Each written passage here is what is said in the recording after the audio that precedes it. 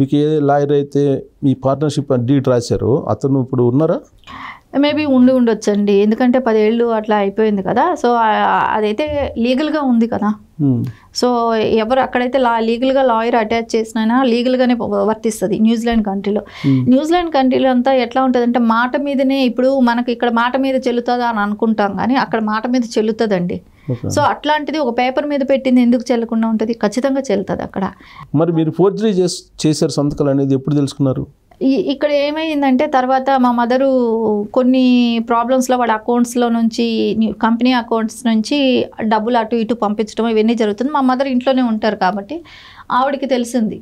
So మాకు ఇంకా పంచలేదు, నువ్వు త్రూ ఏదో చేస్తున్నావు, అటు ఇటు అకౌంట్ తారుమార్లు అవుతున్నాయి కాబట్టి మీరు తెంచేసుకోండి, సో క్లియర్ కట్ చేసుకోండి, నీది పెళ్ళైపోయింది, సెకండ్ మ్యారేజ్ కూడా నీది నువ్వు చూసుకో, వాళ్ళకి ఇచ్చేసాయి అని చెప్పారు. మీ బ్రదర్కి, తమ్ముడికి చెప్పారు. చెప్పినప్పుడు అక్కడి నుంచి స్టార్ట్ అయింది. ఎందుకు ఇవ్వాలి డిస్ప్యూట్ ఏ ఇయర్లో స్టార్ట్ అయింది? ఇక్కడ 2012 అని అట్లా అనుకుంటున్నానండి. 2012 నుంచి స్టార్ట్. అంటే 4 years పాటు సక్రమంగానే జరిగింది. 4 years తర్వాత నుంచి మీకు అక్కడ అప్పటికి తెలిసిందా ఈ ఫోర్జరీ సంతకాలు? తెలీదు. సో అప్పుడు వాడి మాటల్లో నీకెక్కడుంది కంపెనీ, నీదేముంది అనే మాటలు స్టార్ట్ అయినాయి. మా మదర్ అన్నారు, ఆవిడకి డౌట్ వచ్చింది. సో న్యూజిలాండ్ వెళ్ళారు మదరు. న్యూజిలాండ్ వెళ్ళి అక్కడ లాయర్ని పెట్టుకొని, సో అప్పుడు ఎవరైతే ఆడిటర్ ఉంటారో వాళ్ళకి నోటీస్ ఇచ్చి కనుక్కున్నారు. కనుక్కుంటే అప్పుడు బయట వచ్చాయి పేపర్స్. అంటే ఈ 4 years పాటు మీరు రిటర్న్స్ చేస్తుంటారు కదా, నా సంతకాలు అప్పటి వరకు వాడు ఫోర్జరీ చేస్తున్నట్టే అనిపిస్తుంది. ఎవ్రీ 6 monthsకి బోర్డ్ మీటింగ్ ఉంటుంది కదా, ఎవ్రీ 6 monthsకి వాడు ఎవ్రీ 3 months 6 months ఉంటుందంట అక్కడ. సో ఆ ప్రతిసారి వీడే నా సంతకాలు పెట్టేస్తా వచ్చాడు. మరి ఈ 4 years పాటు మీరు అనుమానించలేదా? నాకైతే నిజంగా అంత అవగాహన లేదండి అప్పుడు. సో మా హస్బెండ్ ఏమో ఫుల్ బిజీగా ఉంటారు సినిమాల్లో. సో వీడు ఏదో చేస్తున్నాడు, ఎక్కడికి పోతుంది అని ఆయనకు ఒక నమ్మకం. నాకేమో ఒక పక్క ఒక హౌస్ వైఫ్గా ఉండటం, పిల్లలు, ఇల్లు, వీళ్ళకి మా మదర్ వాళ్ళకి ఏమైనా కావాలా అంటే సొంత తమ్ముడు ఏం చేస్తాడు అనేది ఒకటి ఎవ్వరూ పట్టించుకోలేదండి. సో వాడు ఏదో చేస్తున్నాడు, ఇస్తాడు, ఆ ఒక్క నమ్మకం తప్ప ఇంకా వేరే ఏం లేదు మాకు. వాడు మోసం చేస్తాడనే థాట్ కూడా లేదు. సో అందుకని మేము పట్టించుకోలేదు. దాని తర్వాత కొద్ది రోజులకి ఇవన్నీ ఏం చేసుకుంటూ వచ్చాడంటే, అక్కడికి వెళ్ళిన తర్వాత మా మదర్కి తెలిసింది ఇలా ఫోర్జరీ జరిగింది అనేది. నా సంతకాలు 2 కంపెనీలు నావి 100 షేర్స్ ఉన్నవన్నీ కూడా. సో మొత్తం ఫోర్జరీ జరిగింది. సో ఫోర్జరీ జరిగిన తర్వాతే తెలిసింది. నన్ను వాడి కంపెనీ మొత్తం వైండప్ చేసేసి సో మా ఫాదర్ మీదకి ట్రాన్స్ఫర్ చేసుకున్నాడు. ఇప్పుడు 4 years తర్వాతనా? అదే 11 నుంచి 12లో చేసినట్టున్నాడు. 12లో. మరి ఇలా జరిగిందని చెప్పేసి మీరు కంప్లైంట్ చేయలేదా? ఇక్కడ ఇంకొక విషయం అండి, నేను న్యూజిలాండ్ వెళ్తే వాడు జైలు పాలవుతాడు ఒకటి. నేను అక్కడ వరకు వెళ్ళకుండా ఉండటానికి చాలా రకాలు అడిగి చూశాను. నా మీద దాడులు, ఇక్కడ నా కుటుంబం మీద దాడి.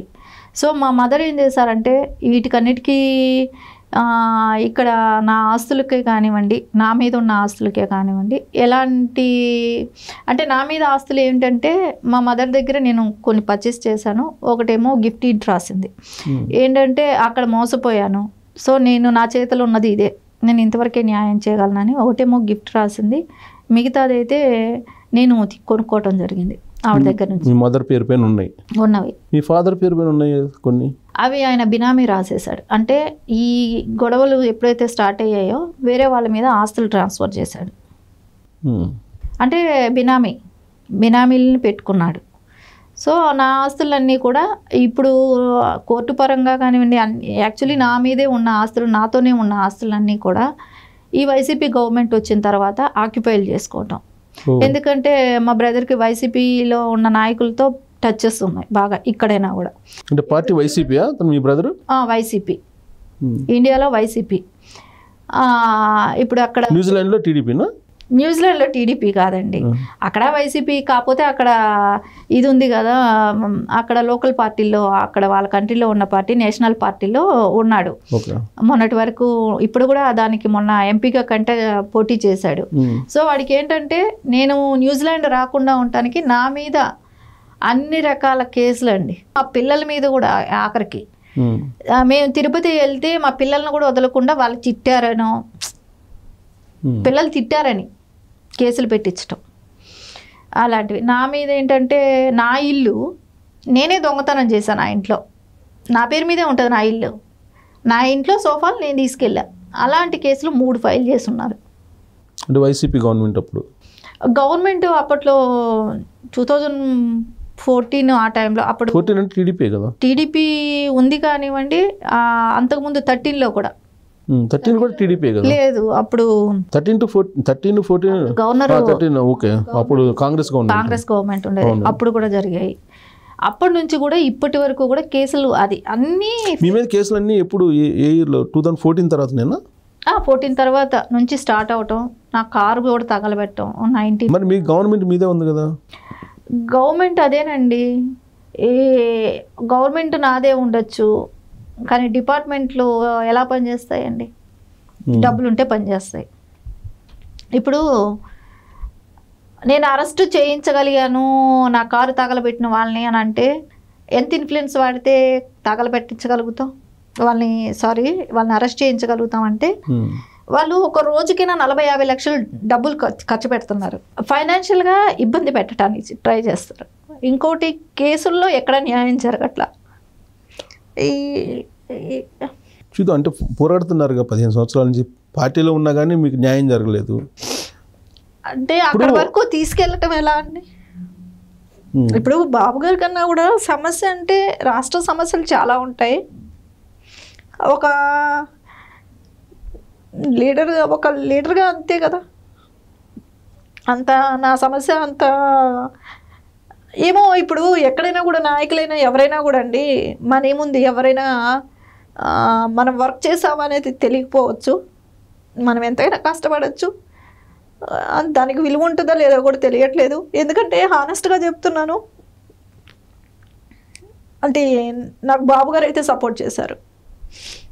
సో దృష్టిలో ఉంది మీ ఇష్యూ అయితే. బాబు గారు సపోర్ట్ చేశారు. బాబు గారు సపోర్ట్ చేయబట్టి మేము ప్రాణాలతో ఉన్నాం. అంతవరకు ఆస్తి లేకపోయినా ప్రాణాలతో ఉన్నాం. అంటే న్యూజిలాండ్లో ఉండి అంత ఇన్ఫ్లుయెన్స్ చేస్తున్నాడా? ఇప్పుడు అతను ఇండియా వచ్చిన తర్వాత మీ కారు తగలబెట్టడం, ఇళ్లలోకి వచ్చి దాడి చేయటం ఇవన్నీ ఎందుకండి? డబ్బు ఇస్తే ఇక్కడ చేసేవాళ్ళు చాలామంది ఉంటారు. డబ్బు ఇస్తే చేసేవాళ్ళు చాలామంది ఉంటారు. డబ్బుతోనే ఏదైనా చేస్తారు. సో ఇప్పుడు బాబు గారు నాకు ఎస్పీలతో చెప్పారు, కలెక్టర్స్కి చెప్పారు. దాని మూలన మా ప్రాణం సేవ్ అవ్వచ్చు, నా ఆస్తులు మటుకు నేను కాపాడుకోలేకపోతున్నా. మమ్మల్ని ఏమీ చేయలేకపోవచ్చు వాడు. దానికి కారణం ఏంటంటే నిజం, బాబు గారు లేకపోతే నాకు బాబు గారు సపోర్ట్ లేకపోతే నన్ను ఎప్పుడో ఏమో చేసేవాళ్ళే, మా ఫ్యామిలీనైనా సరే. ఇవన్నీ ఇప్పుడు గత 5 ఏళ్ళుగా చూస్తే ఇంకా కేసులు పెట్టడం, మళ్ళా రిపీట్, అంటే పిల్లల మీద కూడా కేసులు పెట్టడం, అంటే పిల్లల భవిష్యత్తు పాడు చేయాలని, నా ఆస్తుల్ని కబ్జా చేయటం. ఇప్పుడు డైలీ మీ ఫ్యామిలీని వెంటాడుతున్నాడు.